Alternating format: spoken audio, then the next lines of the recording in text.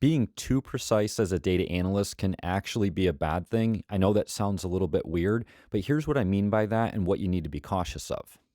Now, there's a really big difference between precision and accuracy, so I'm going to use an example of giving a tip at a restaurant.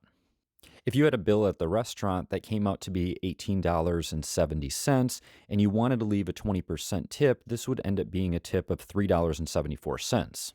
Then, after calculating the tip plus the total amount, you'd end up with $22.44. Now, this is an example of being precise, but it took a little bit to calculate that.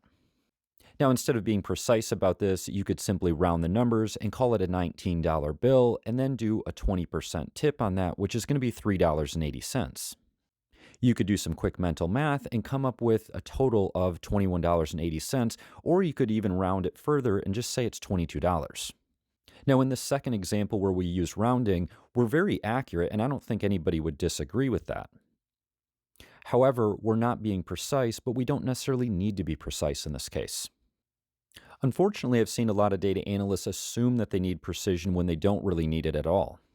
This can be a bad thing because what I've seen analysts do is they will go out, write these really long, really complex SQL statements. They may take a really long time to execute against the database, and then they get this really precise answer, and that's great, but it's not necessarily what was needed.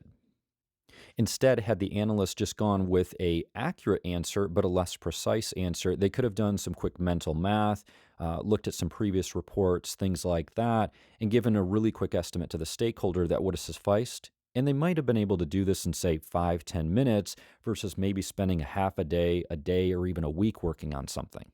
So if you want to work on those bigger projects that are going to help you grow your career and get promoted, then you need to get more time back in your day. One of the ways to get more time back in your day is to start taking some of these shortcuts that still work well for the business, and that could mean being less precise, but still being accurate.